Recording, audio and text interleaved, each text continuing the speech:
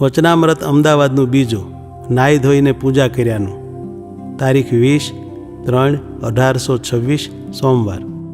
સંક્ષિપ્ત સાર. પહેલો, 3 દેહ 3 અવસ્થારૂપી ઉપાધિનો ત્યાગ કરી બ્રહ્મરૂપ થઈ ભક્તિ કરે તે જ ભક્ત શ્રેષ્ઠ છે.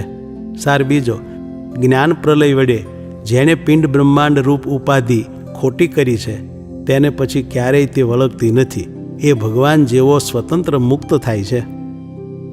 સ્વામિનારાયણ હરે, સ્વામિનારાયણ હરે. સંવત 1882ના ફાગણ સુધી એકાદશીને દિવસ સ્વામી શ્રી સહજાનંદજી મહારાજ શ્રી અમદાવાદ મધ્યે શ્રી નરનારાયણના મંદિરે આગળ વેદીને વિશે પાટ ઉપર ગાદી તકિયા નંખાવીને વિરાજમાન હતા અને ધોળો ખેસ પહેર્યો હતો ને ધોળી ચાદર ઓઢી હતી ને મસ્તકને વિશે ગુલાબી રંગનો ફેંટો બાંધ્યો હતો ને તે પાઘને વિશે ગુલાબના પુષ્પના તોરા ઝૂકી રહ્યા હતા ને કાનને ઉપર ગુલાબના 2 ગુચ્છ ખોશ્યા હતા ને કંઠને વિશે ગુલાબના પુષ્પના હાર પહેર્યા હતા ને 2 ભુજને વિશે ગુલાબના બાજુબંધ બાંધ્યા હતા ને 2 હાથને વિશે ગુલાબના પુષ્પના ગજરા પહેર્યા હતા.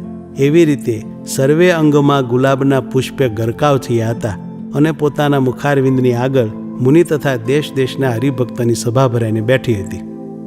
પછી શ્રીજી મહારાજ સર્વે પરમહંસ પ્રત્યે બોલ્યા, જે એક પ્રશ્ન પૂછું છું, જે એક પરમેશ્વરનો ભક્ત છે તે તો જાગ્રત, સ્વપ્ન ને સુષુપ્તિ તે થકી પર વર્તે છે ને મલિન રજ, તમ ને મલિન સત્વ તેનો ત્યાગ કરીને શુદ્ધ સત્વમય વર્તે છે ને એવો થકો પરમેશ્વરને ભજે છે.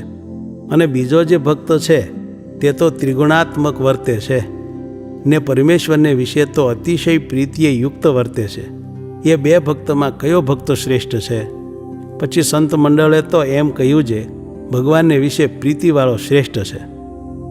ત્યારે શ્રીજી મહારાજ બોલ્યા, છે એક નાહી ધોઈને પવિત્ર થઈને ભગવાનની પૂજા કરે છે અને એક તો મળમૂત્રનો ભૈરો થકો ભગવાનની પૂજા કરે છે.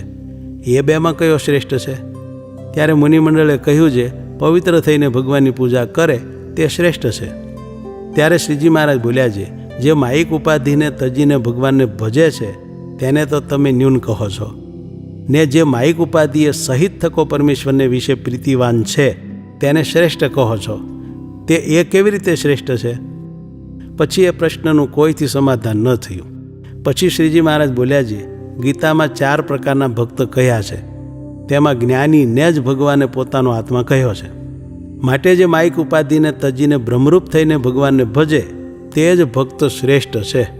શા માટે? જે નિત્ય પ્રલય જે સુષુપ્તિ ને નિમિત્ત પ્રલય જે બ્રહ્માની સુષુપ્તિ ને પ્રાકૃત પ્રલય જે પ્રકૃતિનું કાર્ય સર્વે પ્રકૃતિને વિશે લીન થઈ જાય અને આત્યંતિક પ્રલય જે જ્ઞાન પ્રલય તેમાં તો પ્રકૃતિ પર્યંત સર્વે બ્રહ્મના પ્રકાશને વિશે લીન થઈ જાય છે અને નિત્ય પ્રલયમાં જીવની ઉપાધિ લીન થઈ જાય છે ને નિમિત્ત પ્રલયમાં ઈશ્વરની ઉપાધિ લીન થઈ જાય છે અને પ્રાકૃત પ્રલયમાં પુરુષની ઉપાધિ સર્વે લીન થઈ જાય છે.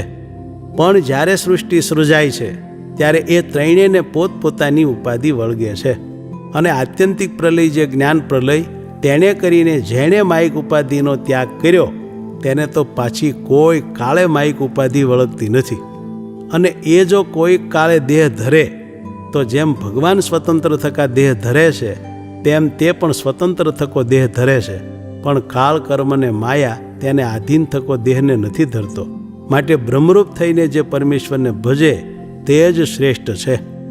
અને આ વાર્તા છે તે જે પરમેશ્વરનો અનન્ય ભક્ત છે અને એકાંતિક ભક્તના લક્ષણે યુક્ત છે તેને જ સમજાય છે. ઇતિ વચનામૃતમ અમદાવાદનું બીજું થયું.